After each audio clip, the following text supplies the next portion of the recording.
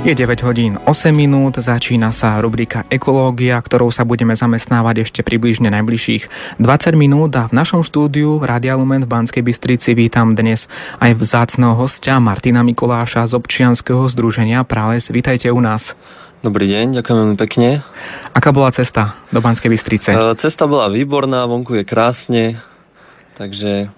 Tešíme sa teda aj na vaše rozprávanie.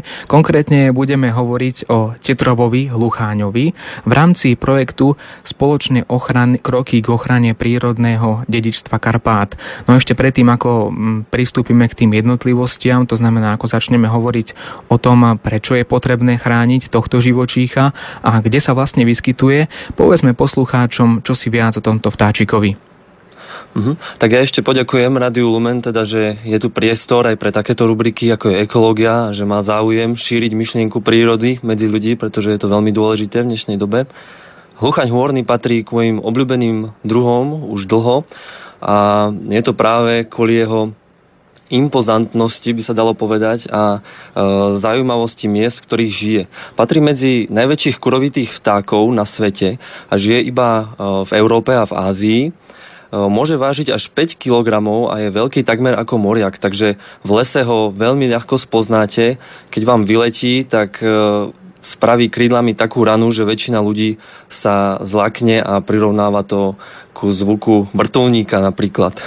Je to teda nádherné stvorenie a často je prirovnávaný k duchovi prastarého lesa, pretože práve prales v štádiu rozpadu ideálne spĺňa biotopové nároky tohto druhu.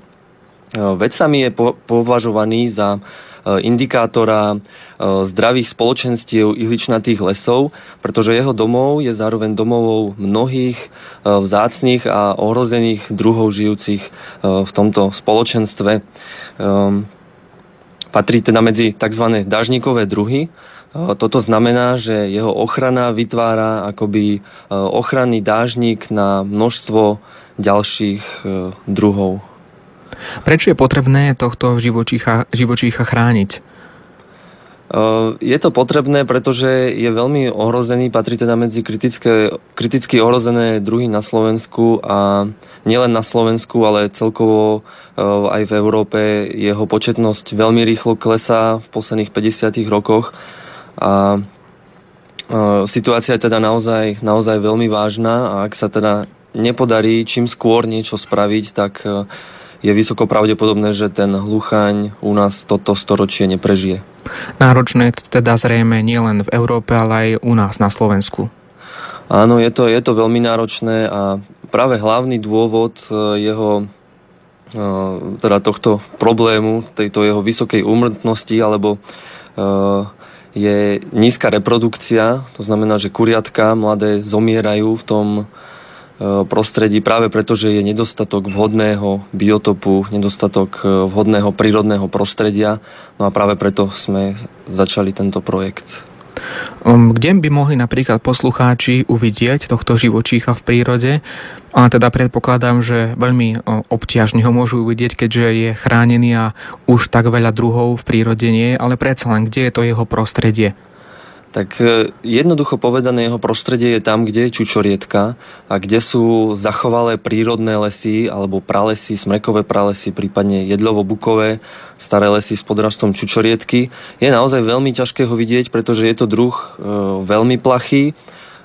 Skôr vám vyletí, keď sa človek vie však k nemu priblížiť počas obdobia toku, tak sa to samozrejme dá. No a ešte častý jav v dnešnej dobe je, že práve v oslabených populáciách niekedy sa stane, že tieto kohúty v období toku stratia plachosť. Takže možno niektorí z poslucháčov sa už takto s hlucháňom stretli nedaleko nejakej zjazdovky, kde jednoducho takýto hlucháň tú plachosť dočasne stratil.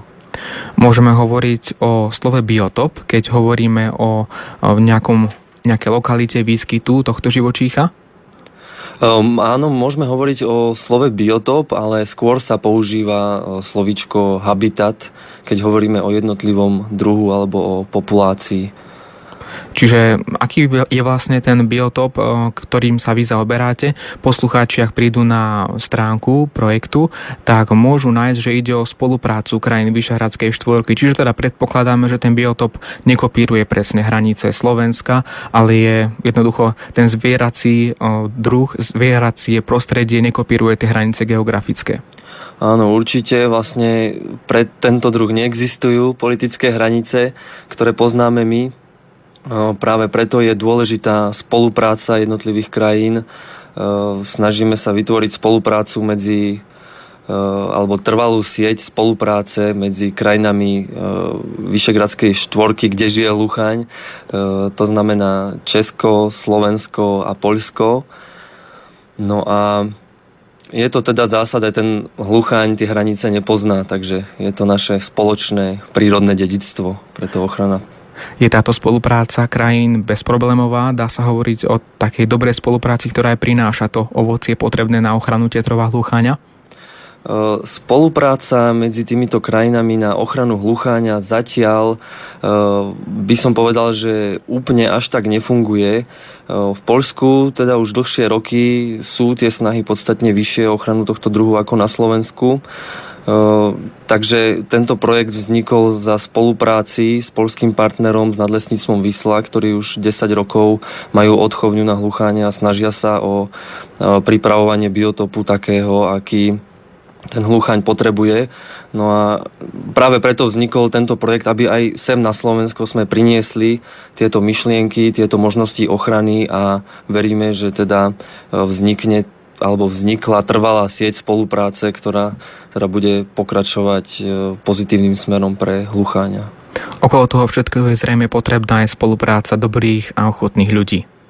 Určite je potrebné samozrejme ochotných všetkých ľudí spolupracovať, to znamená či lesníkov, či ochranu prírody, či neziskové organizácie. Je potrebné, aby sa všetky tieto organizácie našli spoločnú reč a s tým jedným cieľom, s jedným záujmom, aby sa im podarilo tomu hlucháňovi pomôcť. My si teraz na chvíľu dáme hudobnú pauzu, o Tetrovovi budeme ešte pokračovať. Túto hudbu ste k nám priniesli do štúdia práve vy a súvisí s vašim projektom. Áno, túto hudbu skomponoval ako dar pre projekt MAOK Martin Tesák, ktorý teda pod menom MAOK, a je to veľmi príjemná hudba, pri ktorej si môžete predstaviť práve tú nádheru prírody, ktorej sa snažíme pomôcť. Tak si z nej pustíme krátku ukážku.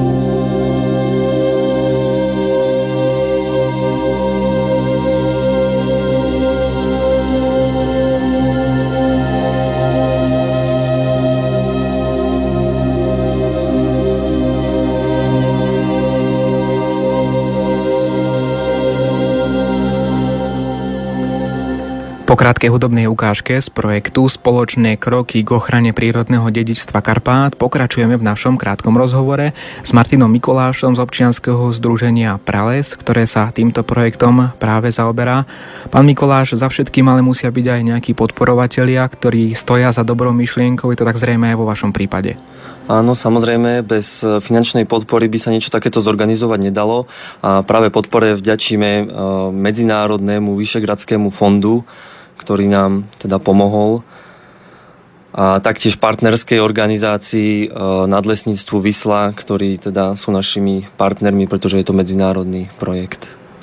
Tetrov je, ako ste už aj vypovedali, krásny a jedinečný živočích, no poslucháči by mohli namietať, prečo len on, alebo teda možno otázka znie skôr, len on, alebo aj iné druhy sú chránené v tomto projekte.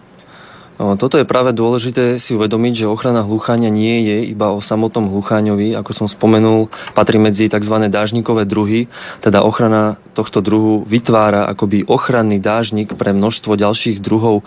Spomeniem z takých známych napríklad pôtik kapcavý, kuvičok vrabčí, drozd kolohrivý, ale aj množstvo vzácnych machov, líšajníkov či húb. Toto všetko sú druhy, ktoré sú viazané na to prírodné prostredie, kde žije aj hlucháň. No a práve tým, že je náročný na rozlohu a kvalitu vhodného biotopu, jeden ten hlucháň môže využívať od 100 až po 1000 hektárov tohto biotopu, alebo habitatu, správne povedané, prírodného prostredia, tak práve preto vytvára ten ochranný dážnik práve kvôli tej rozlohe toho prostredia. Aby to prostredie bolo v poriadku a aby bolo aj formované do budúcnosti nejako zmysluplne, tak treba hovoriť o správnom lesohospodárstve, aspoň tak teda hovoria informácie na stránke vášho projektu, ale povedzme poslucháčom, čo si viac o tom slove lesohospodárstvo, čo to so sebou prináša. Hlavný výstup projektu je metodická príručka v lesoch s výskytom hlucháňa, ktorú sme nazvali Hlucháňový priateľský manažment lesov. Nuža, do dnešnej doby nemali lesohospodári nejakú pomoc, ktorá by im pomohla usmerniť to hospodárenie v lesoch tak, aby tam ten hlucháň prežil. No a práve dnes to už majú tento oporný nástroj, takže nikto už nebude môcť povedať, že sme nevedeli, ako hlucháňovi pomôcť. Záleží na ľuďoch, na lesných hospodároch a ich vôli pomôcť tomuto symbolu našich slovenských hôr. Nože, čo sa týka toho samotného hospodárenia, tak základom je nevytvárať rozsiahle oťažené plochy. Toto je v dnešnej dobe veľký problém. Je však potrebné si uvedomiť, že aj ten suchý les je lepší pre hlucháňa ako rozsiahle holiny. Jednoducho tam on žiť neprežije.